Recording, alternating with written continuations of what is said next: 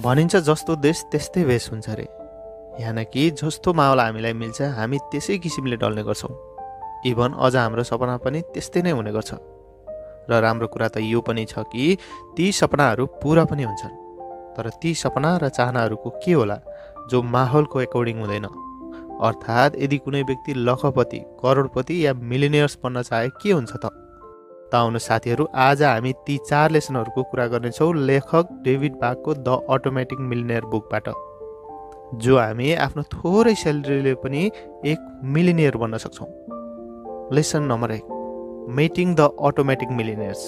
त साथीहरू, लेखक भन्छ कि एक दिन जिम कपल फाइनेन्स एडभाइस लिनको लागि जब अथरकोमा जान्छ तब त्यहाँ त्यसको ठिक उल्टो नै हुन्छ। यानि कि अथर खुद उसको इन्कमलाई देखेर दङ्ग पर्छ कि उनले यति धेरै वेल्थ कसरी बनायो। अथर भन्छ कि जब उनी मसँग भेट्न आएको थियो तब ऊ नियर बाई 50 को एजमा थियो। उनीहरू दुवै रिटायरमेन्टको प्लानिङ पनि गर्दै थिए। अझ सबैभन्दा इन्ट्रेस्टिङ कुरा त यो थियो कि यो कपलले कहिले पनि इयरली $40,000 भन्दा बढी कमाएको थिएन। र तर पनि उनीहरूको एकाउन्टमा $2 मिलियन थियो र उनीहरूको एज 52 वर्षको थियो। अथर भन्छ कि धेरै जसो मानिसहरूलाई यो लाग्छ कि जब उनीहरूलाई आफ्नो पेचेक यानि कि स्यालेरी मिल्छ भने उनीहरूलाई लाग्छ सबैभन्दा पहिला आफ्नो बिल्स पे गर्नुपर्छ, अनि जो रकम बच्छ त्यसलाई बल्ल सेभ गर्नुपर्छ। मतलब पहिला बाँकी सबैलाई पैसा दिनुहोस् र लास्टमा आफूलाई पे गर्नुहोस्। तर लेखक बिल्कुल यसको उल्टो गर्नु भन्छ, अर्थात् पहिला आफूलाई पे गर्नुहोस् त्यसपछि मात्र अरूलाई। यही कुरा नै हो जो जिमको कपलले अपनाएर आफ्नो यतिका धेरै वेल्थ बिल्ड गरेको थियो।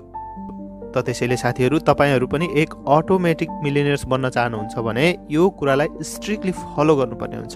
यानि कि फर्स्ट आफूलाई पे गर्नुहोस् र सेकेन्ड अरूलाई। Number 2 lesson, the latte of factor. लेखक भन्छ कि तपाईँ जति पैसा कमाउनुहुन्छ यसले केही फरक पर्दैन कि तपाईँ भविष्यमा वेल्थ क्रिएट गर्न सक्नुहुन्छ या हुँदैन। यस्तो यस कारणले किनकि हामी जति धेरै पैसा कमाउन लाग्छौँ त्यति नै धेरै खर्च पनि बढ्न लाग्छ। त्यसैले लेखक भन्छ कि यसबाट बच्ने मात्र एक तरिका छ, त्यो हो द लाटे अफ फ्याक्टर। जसमा उदाहरण दिन्छ, मान्नुहोस् कि तपाईँको हर दिन पिउने एक कप कफीलाई ₹50 पर्छ।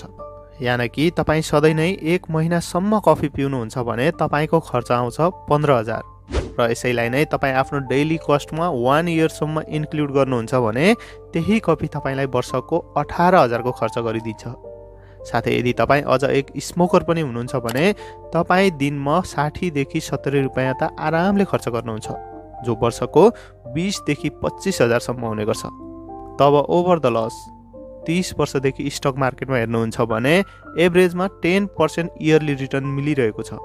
त्यसैमा मान्नुहोस् कि तपाईँ कफी र सिगरेटमा खर्च गर्ने पैसालाई सेभ गरेर त्यसलाई स्टक मार्केटमा इन्भेस्ट गर्नुहुन्थ्यो भने तपाईँलाई त्यसको 10% को एनुअली रिटर्नमा पनि तपाईँको साथ 30 वर्षमा 10 देखि 15 लाख रुपियाँसम्म हुने थियो। अर्थात् लेखकको भनाइ यो हो कि तपाईँको दैनिकी सानोतिनो खर्चले जो एक कफी र सिगरेटले वर्षौं समयपछि तपाईँको लाखौंको लस गरिरहेको हुन्छ। त्यसैले अब तपाईँले यसलाई एभोइड गर्न एकदम आवश्यक छ। Lesson number 3, make it automatic. Author भन्छ कि हामीलाई आफ्नो लाइफमा एक रुल एड गर्न आवश्यक छ। यानि कि if it require a lot of discipline it probability want to work. अर्थात् हामी मानवको यो बेसिक नेचर नै हुन्छ इन्स्टेन्ट ग्रेटिफिकेसनलाई चेस गर्नु। साथै यदि पछि गएर कयौं वर्षपछि हामीलाई धेरै बेनिफिट चाहिन्छ भने तब अथर भन्छ कि यसको लागि धेरै इफोर्ट र डिसिप्लिन लाग्ने गर्छ, जो ओभर द टाइम मानिसहरू यसलाई लस गर्ने गर्छन्। यसको कारण पनि छ किनकि मानिसहरू 24 आवर मोटिभेट हुनै सक्दैनन्। त्यसैले अथर हामीलाई यो कुरा सजेस्ट गर्छ कि हामी आफ्नो विल पावरमा डिपेन्ड हुनुको साथ एउटा सिस्टमलाई क्रिएट गर्नुपर्ने हुन्छ जसमा हामी अटोमेटिक खुद आफैलाई पे गर्न सकौं र आफ्नो पैसालाई सेभ। यानि कि उदाहरणको लागि तपाईँ ब्याङ्कमा एउटा यस्तो इन्भेस्टमेन्ट एकाउन्ट बनाउनुहोस् जहाँ तपाईँको मन्थली स्यालेरी आउन साथ यसको 10 देखि 15% पैसा अटोमेटिक इन्भेस्टमेन्ट एकाउन्टमा जाओस् अनि त्यो पैसा इन्भेस्ट होस्। जस्तै यसमा म्युचुअल फन्ड, एसआइपी आदि पनि हुन सक्छ। Number 4 lesson, automatic debt free lifestyle. लेखक भन्छ कि यदि तपाईँ पनि लोन्समा स्ट्रगल गरिरहनु भएको छ भने तब यसमा तपाईँ मात्र हुनुहुँदैन। अथरको मुताबिक हरेक एक एभरेज अमेरिकनको साथ $8400 को क्रेडिट कार्डको डेफ्ट छ। यानि कि आजको समयमा लोन्समा फस्न धेरै सजिलो भएको छ। कयौं बैंक र कम्पनीहरू हाम्रो साथमा माइन्ड गेम खेलेर आफ्नो लोनको जालमा फसाउने गर्छन्, जसको साइड इफेक्ट हुन्छ यो लोनले अटोमेटिक मिलियनेयर्सको प्लानलाई डिस्ट्र्याप गरिदिने गर्छ। त्यसैले स्ट्रिक्टली अथर हामीलाई यो कुरा सजेस्ट गर्छ कि हामी एक अटोमेटिक मिलियनेयर बन्न चाहन्छौँ भने सबैभन्दा पहिला हामीले यो लोनलाई क्लियर गर्नुपर्छ। अझ सबैभन्दा महत्त्वपूर्ण कुरा आफ्नो क्रेडिट कार्डलाई युज गर्न बन्द गर्नुहोस्, यानि कि जति कमाउनुहुन्छ त्यसैको अकर्डिङ आफ्नो स्पेन्डलाई राख्नुहोस्। त साथीहरू, यो थियो द अटोमेटिक मिलियनेयर्स बुकबाट क्विक सर्ट्स लेसन।